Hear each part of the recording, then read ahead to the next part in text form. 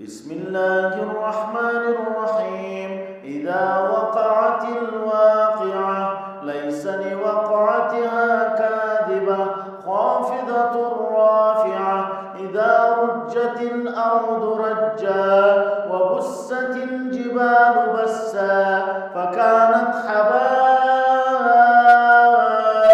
منبثا وكنتم أزواجا ثلاثة فأصحاب الميمنة ما أصحاب الميمنة وأصحاب المشأمة ما أصحاب المشأمة والسابقون السابقون أولئك المقربون في جنات النعيم. ثلة من الأولين وقليل من الآخرين على سرر موضونة متكئين عليها متقابلين. يطوف عليهم ولدان مخلدون بأكواب وأباريق وكأس من معين لا يصدعون عنها ولا ينزفون وفاكهة مما يتخيرون ولحم طير مما يشتهون وحور عين كأمثال اللؤلؤ المكنون جزاء بما كانوا يعملون. لا يسمعون فيها لغوا ولا تأثيما إلا قيلا سلاما سلاما. وأصحاب اليمين ما أصحاب اليمين في سدر مخضود وطلح منضود وظل ممدود وماء مسكوب وفاكهة كثيرة لا مقطوعة ولا ممنوعة وفرش مرفوعة. إنا أنشأناهن إنشاء فجعلناهن أبكارا عربا أترابا لأصحاب اليمين. ثلة من الأولين وثلة من الآخرين. وأصحاب الشمال ما أصحاب الشمال في سموم وحميم وظل من يحموم لا بارد ولا كريم. إنهم كانوا قبل ذلك مترفين وكانوا يصرون على الحنث العظيم وكانوا يقولون أئذا متنا وكنا ترابا وعظاما أئنا لمبعوثون أو آباؤنا الأولون. قل إن الأولين والآخرين لمجموعون إلى ميقات يوم معلوم. ثم إنكم أيها الضالون المكذبون لآكلون من شجر من زقوم فمالئون منها البطون فشاربون عليه من الحميم فشاربون شرب الهيم. هذا نزلهم يوم الدين. نحن خلقناكم فلولا تصدقون.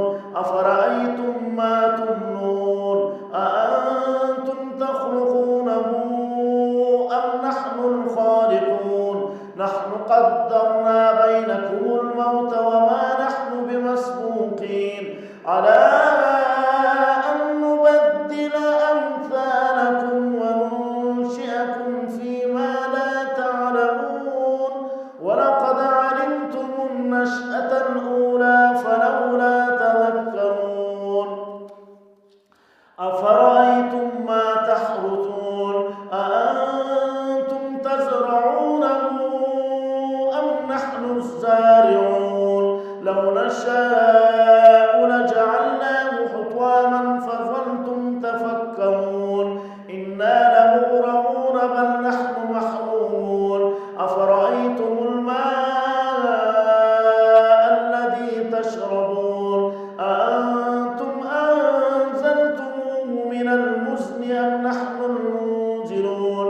لو نشاء جعلناه أجاجا فلولا تشكرون أفرأيتم النار التي تورون أأنتم أنشأتم شجرتها أم نحن المنشئون نحن جعلناها تذكرة ومتاعا للمقوين فسبح باسم ربك العظيم فلا أقسم بمواقع النجوم وإنه لقسم لو تعلمون عظيم إنه لقرآن كريم في كتاب مكنون لا يمسه إلا المطهرون تنزيل من رب العالمين أفبهذا الحديث أنتم مدهنون وتجعلون رزقكم أنكم تكذبون فلولا إذا بلغت الحلقوم وأنتم حينئذ تنظرون ونحن أقرب إليه منكم ولكن لا تبصرون فلولا إن كنتم غير مدينين ترجعونها إن كنتم صادقين فأما إن كان من المقربين فروح وريحان وجنة نعيم وأما إن كان من أصحاب اليمين فسلام لك من أصحاب اليمين وأما إن كان من المكذبين الضالين فنزل من حميم وتصلية جحيم إن هذا لهو حق اليقين فسبح باسم ربك العظيم